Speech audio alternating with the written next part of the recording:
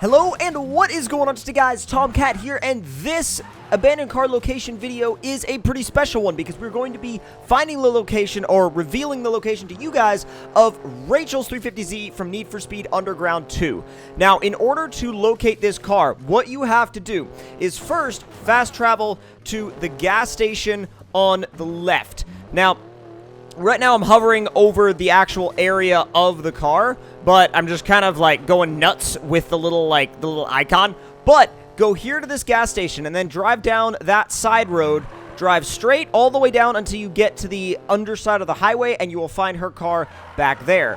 Now, the cool thing about this car is that there's a lot of history with it. It's definitely a fan favorite of the series, and it's really cool that it's here. I mean, you guys remember when the 350Z wasn't in the game and everybody freaked out. Like, everybody just went nuts over the fact that the 350Z wasn't in the game in general.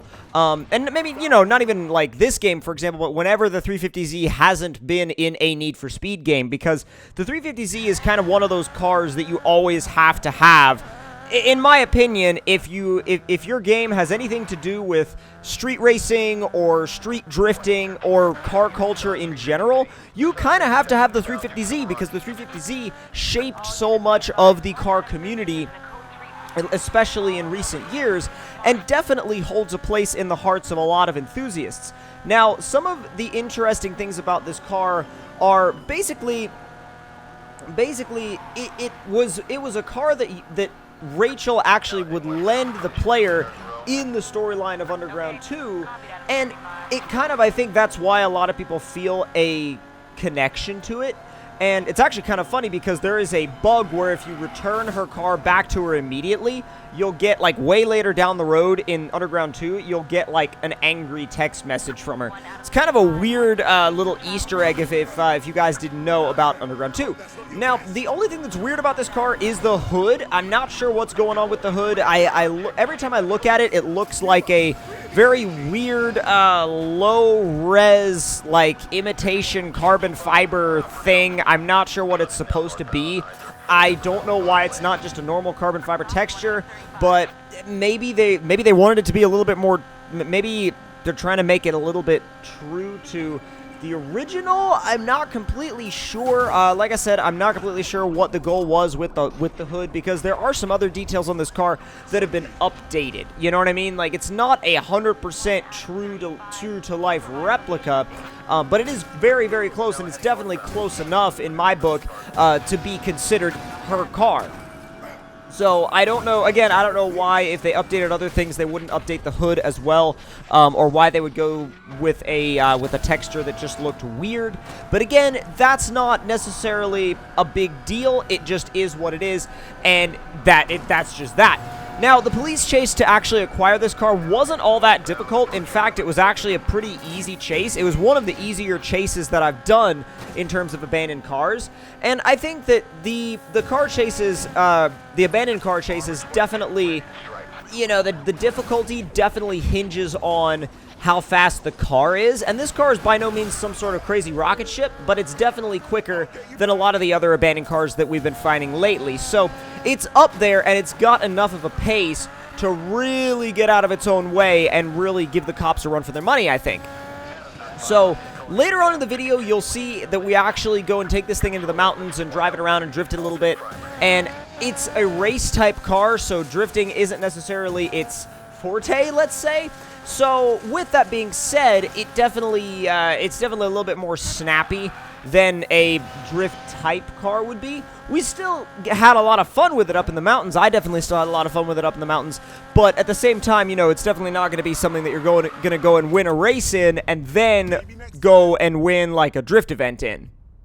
Now, as I said before, this car is not going to win you any drift events or beat any records on drift zones. It's way too grippy for that. It's way too sticky for that.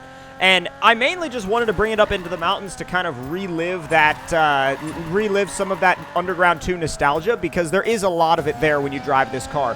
You definitely feel like, I mean, even if the engine sound isn't all that close to what it was, you still kind of relive a lot of that, like I said, that nostalgia from Underground 2. And honestly, you think about it a lot, like, in your head while you play the game. At least I do. You know, as you're going along, you're like, yeah, this feels familiar. You know what I mean? And there's that freaking hood again. That hood is just so weird, dude. Like, I don't know how to describe what they did with that hood, but it's just very, very strange, and it doesn't really seem to work. It really doesn't seem to work. But as you can see right here, it's definitely more geared towards sliding for speed rather than sliding for the purpose of angle or actually like transitioning. It'll give you some nice smooth slides around a corner, but really they're more like the type of slide that's meant to get you around a corner fast than to get you around a corner in a way that's going to score a lot of points or a way that's going to give you a lot of slip angles. So keep that in mind when you drive this car. Again, it's a race type. It's going to behave how it behaves. But I think at the end of the day, I'm glad that it's a race type car, at least the one that you find, because you can go and just take it into a race straight away. Now, even though it is pretty sticky, we still I believe three-starred that drift zone, I want to say. But the biggest thing is that I think this car will make a lot of people happy. I think this car will make a lot of people, it'll make a lot of people's day that it's here. And I think that's the best part about it, is the fact that it's going to make a lot of people's day, and it's going to make a lot of people's, not even make a lot of people's day, just make a lot of people's, make that experience a lot better for them, with playing the game and everything. And by the way, I completely ignored the fact that I was in a drift zone. I just continued to drive and drift. I was like, oh, I'm in a drift zone. I didn't really pay much attention to it. But I think a lot of people are going to be happy about the fact that this car's here. I think it's a good thing that this car's here, and I think it shows that they really do care and do look back to their history. Because honestly, if they didn't look back to a history as rich as the one that Need for Speed has, then they would be making a mistake. So if you guys enjoyed this video and you were able to locate the car, make sure you let me know in the comment section below.